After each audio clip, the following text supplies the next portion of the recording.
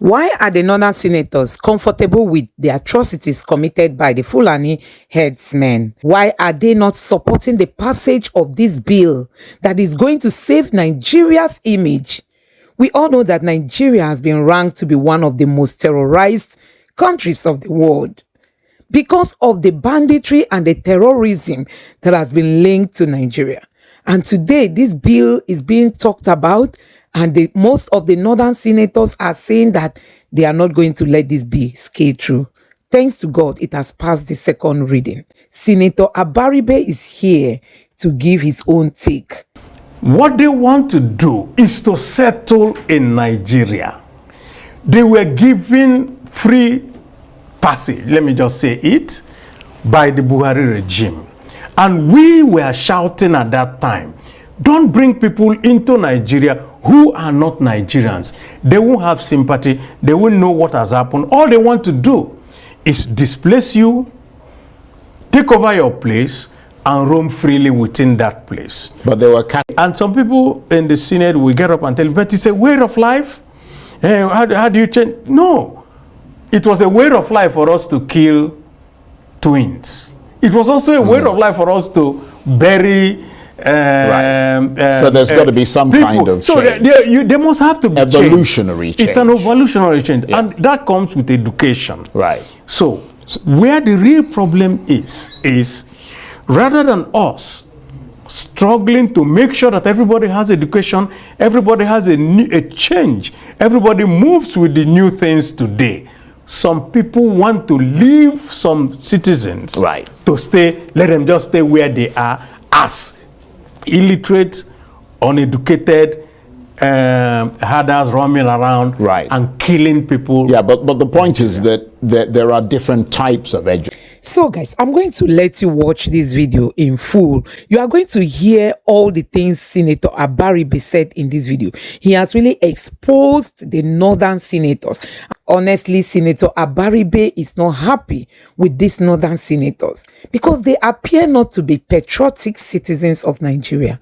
Take a look at this. Our rights as Nigerians. And of course, one of our rights is that you have the right for free movement within Nigeria. But whenever they bring that argument of free movement, they never bring the other argument of a right to life, which is a constitutional right and security. And so nobody has a right to take your life because it's a header. They never bring up that one. Then the second one will be, oh, there's a right, there's an ECOWAS protocol, there's this and that. And of course, when that doesn't go on, the next one they will now say is, okay, there is a Land Use Act. And this act vests all powers of the of right to land in the governors.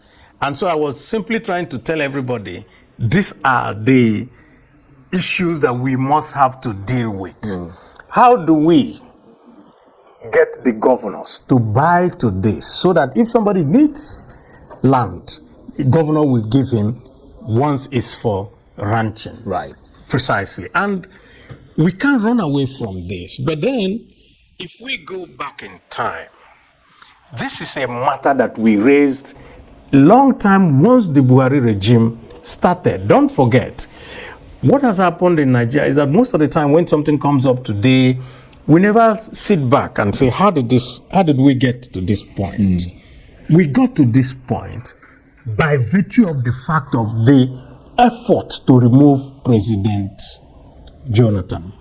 There had always been this herder-farmer clash, but it never got to this point where whole communities were exterminated so that some people will be roaming freely within their land, which is what happens in Plateau and in Benue State. I think Benue is the worst hit. Precisely. Yeah. And you know why? Because most of the banks of the Benue is lost because it's watered by the Benue River. And so they want these people killed, and they want. And who are these people? And that's a question that we have not dealt with. The bill first said that we have to confine these people to the ranches within their states of origin. And somebody woke up and said, no, every Nigerian has a right to go around. There's no such thing like a state of origin. Why will anybody make that statement? Reason is that in trying to remove Jonathan, there were stateless persons that were from the Sahel region that were imported into Nigeria, and a former chairman of PDP made that statement. I'm not the person that made it. But that importation is a fact, is it? That importation is a fact. If you ask any Nigerian Fulani, he will tell you that there's something called the Bororo Fulani. And that Bororo Fulani are these imported ones. They don't own land. Therefore, what they want to do is to settle in Nigeria. They were given free passage, let me just say it, by the Buhari regime. And we were shouting at that time, don't bring people into Nigeria who are not Nigerians. They won't have sympathy. They won't know what has happened. All they want to do is displace you, take over your place, and roam freely within that place. But there were cattle herders as well. They were, but the Nigerian cattle herders were not carrying AK-47 rifles and other. So these guys brought their guns. So these guys brought their guns with them. First thing they did was to start to rustle the cattle belonging to Nigerians. And so a Nigerian herder who loses his cattle, has nowhere else to go, he becomes part of them. Because he is given, okay, you either join us or you got nothing. And some of them, of course, joined. And so we have this complicated problem. And this complicated problem is what we want to solve by saying, can we confine you to a particular place? If you have, okay, what you want to do is to move your cattle from where there is grass to another place where there is grass, and you can roam around with them. And I also pointed out on the floor of the Senate that Governor Ganduje at a particular time said, my state, Kano, has more than enough land for all the herders in Nigeria to go around with it. We must make mention that this is not just didn't start now. It's a way, and some people in the Senate will get up and tell you, but it's a way of life. Hey, how do you change? No, it was a way of life for us to kill twins. It was also a way of life for us to bury. So there's got to be some people. kind of So they must have to be evolutionary change. It's an evolutionary change, and that comes with education. Right. So where the real problem is rather than us struggling to make sure that everybody has education, everybody has a change, everybody moves with the new things today. Some people want to leave some citizens to stay, let them just stay where they are as illiterate, uneducated herders roaming around and killing people. Yeah, but the point is that there are different types of education. There's obviously the education where you go to school and start learning your ABCs from the very start up to the end. There's the other form of education, which is educating people about this new ranching proposal. Is there going to be a period of consultation? Because you're not going to educate those people you're not going to put them through school, but you can educate them, those people who are most likely to be affected by this new ranching proposal. Because the herders, for instance, who, as you've said, are uneducated, they're suspicious of authority, they need to be convinced, as do the farmers who are worried about their land and farms. Why would they not be?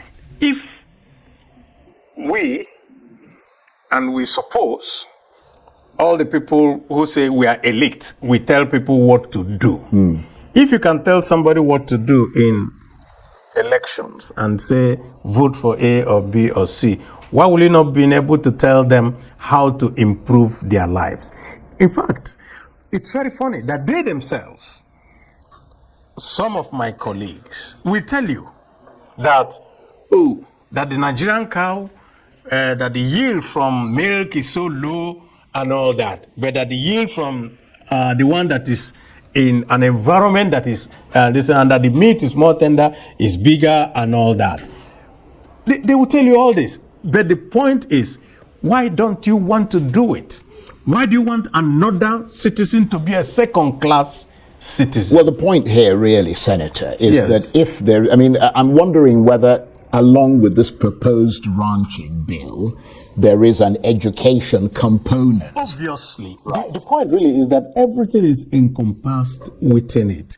All it takes is the willingness to do it. Right. And of course, we have said that since the bill has passed the second reading, so it's going to go to the point where everybody will be invited. So we invite Mieti Allah. We invite the Nigerian Farmers Association from each state and all that. We invite each governor because they also have a role to play. Then, when everyone is there, what are the issues that we will now have to deal with? It's just for us to be able to talk to each other with an open mind. So there's still a long process. Of course, there's ahead. a process that we must have to pass through. But what we don't want is a situation where, whenever the matter comes up, all manners of obstacles are put on the way to make sure that Nigerians will continue to be at each other's throat, and non-Nigerians are coming in and killing Nigerians and taking over their land, because that is another subset of the problem.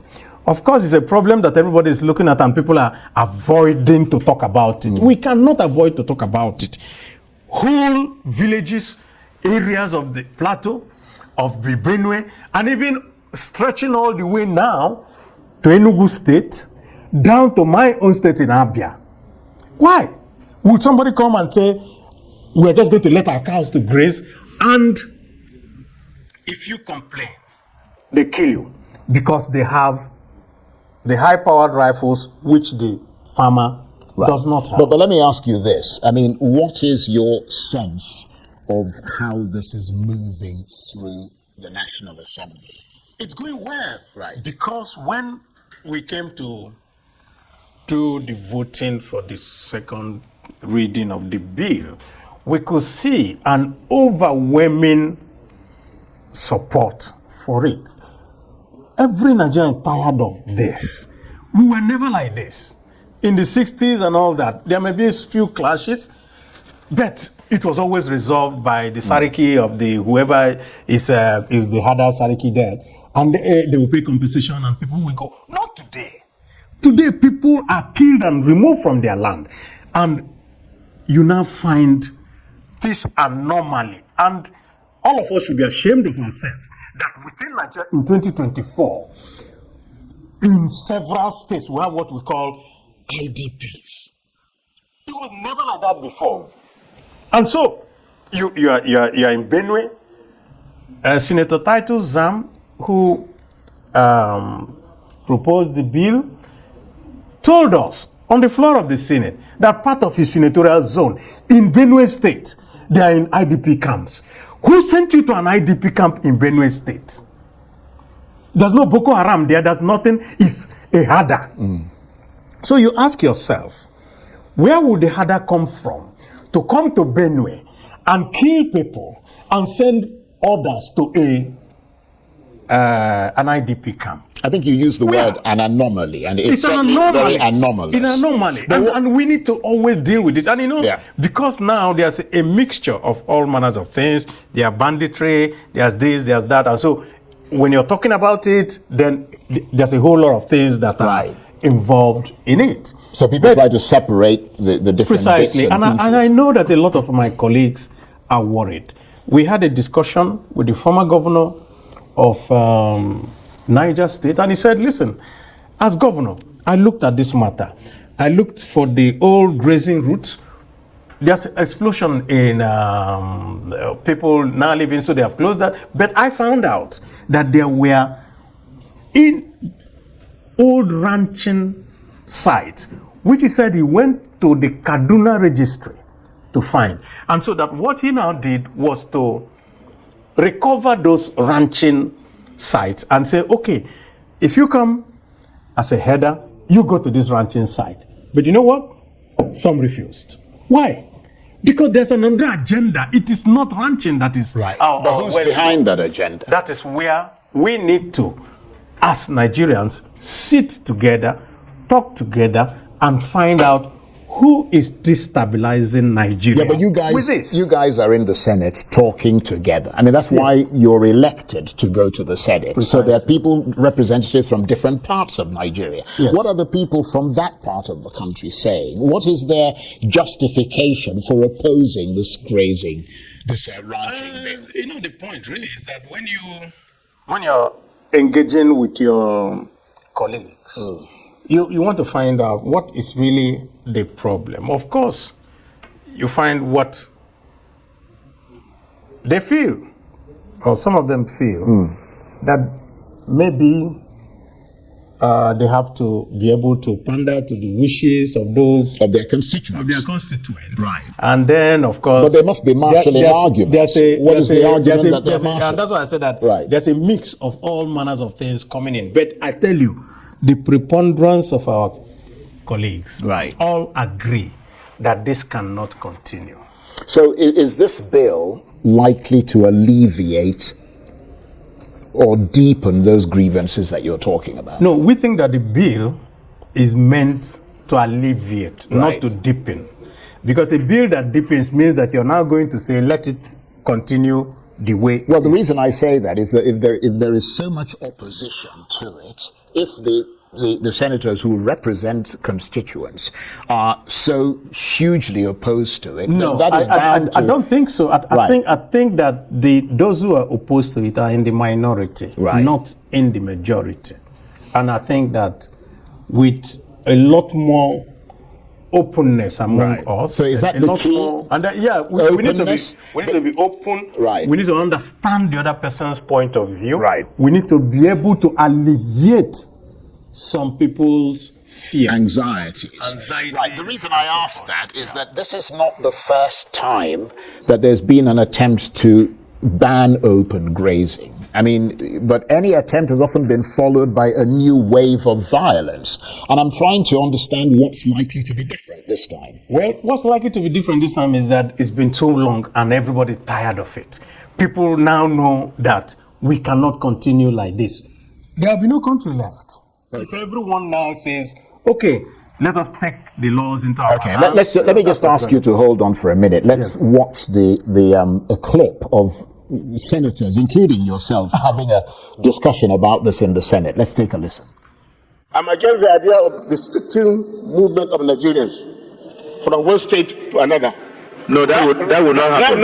Right now, citizens of Nigeria are allowed to move from one state to another to establish business without any hindrance whatsoever. It affects everywhere in Nigeria. Yes. Nobody can restrict movement. Citizens of Nigeria, they can move to North Central, Northwest, Northeast, South, and establish their business without... They can do so, but not with AK-47. As we consider this, I also want us to look at the Land Use Act as an impediment to this particular very wonderful bill to ensure that we can get and put to rest this matter of header farmer class. And of course, that's Senator Abaribe there. And before him, we heard from Senator Adamu Aliera. And let me just point out that Senator Aliera is expected in our studio here tomorrow to put his own side of the case to the Nigerian public so that we balance, as we always do on Arise, the discussion and try and get as many people involved as possible. But of course, Senator Abaribe is still here with me in the studio. Thank you very much indeed for staying with us. Some have suggested that there is a religious element to this conflict, one that is punctuated by ethnicity and regional polarization, which we know exists in this country. Is this attempt this time to put forward a ranching bill, is it more nuanced than that? Well, let me also make a clarification here. Anytime that people say, oh, there's a religious element, you ask yourself the question, the farmers and the headers, clash. They clash in Zamfara, they clash in Kebbi, they clash in Niger. They are all the same Muslims. The farmers are Muslims, the herders are Muslims. So those who come and say, oh, it's between maybe Muslims and Christians, they are just being mischievous. It's not true. This is purely a ploy by some people to take land that doesn't belong to them. And the point is, where did they come from? This never used to happen before. That's my question. So how are you going to get rid of those people who you say have been brought into the country? It is now a security issue. Right. We need to know who. Is that incorporated into the bill? I don't know whether we can differentiate who is a non-Nigerian and who is a Nigerian. But So how do we deal with the that? point is that if you now have a bill and say that people are restricted to ranches in this area, then they are in that area. Yes. If they go beyond that area, then you know that it is not ranching. Yeah, that's a good point. And I need to tell you one other thing. Yeah. You notice, from what we have seen, that, for example, in the Southeast, sometimes people go into bushes and they see some people living there. Where are you from? Oh, that they are here. They are. Where is your cow? No cow with them. They're just living there. Then you're seeing kidnappings. You're seeing every other thing. So this is part of the instability that is going on all over. So ultimately, the aim of that ranching bill is to create ranches and restrict the movement of these so people. that if there's no movement, and in fact that's an important security precisely, issue. it's a big security issue. That's If an there's no interest. movement, That's a then good you cannot. point. And one tell keeps me, wondering, oh, why it is are because they I'm citing taking your- these people? Despite the ethnic cleansing that we have seen in Nigeria, people from other countries will just come into a community in Nigeria, sack the whole community, take over their lands and their properties, and nobody will talk. Today we have IDP camps scattered across Nigeria, and it doesn't bother the northern senators. So guys, honestly, sometimes you just keep wondering if these people who make law for us are really patriotic citizens.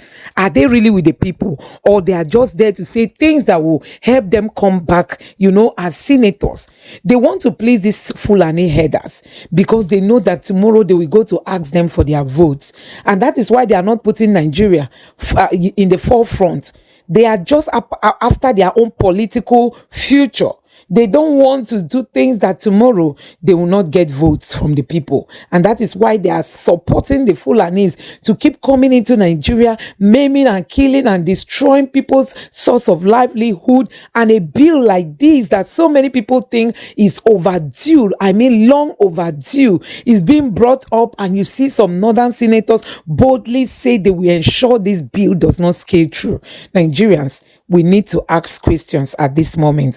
Who are the beneficiaries of these, killings that has been happening? Look at even southern Kaduna, which is part of the north. These people have gone through hell, and nobody on the Senate floor saw it as needful to stand up and say, okay, I am from southern Kaduna. My people have gone through a lot. I'm in support of this bill. Rather, we saw so many northern senators who came up to say, no, the Fulanis shouldn't be denied their right to movement. They have the right. The ECOWAS protocol allows them to move from one place to the other, that opportunity or that privilege shouldn't be denied them, and all that. So guys, who is helping Nigeria? These people making laws for us, are you sure they are with us? Are you sure they are for us or against us? Let me know what you have to say about this in the comment section below. Please don't forget to subscribe to the channel and turn on the notification bell. Thank you.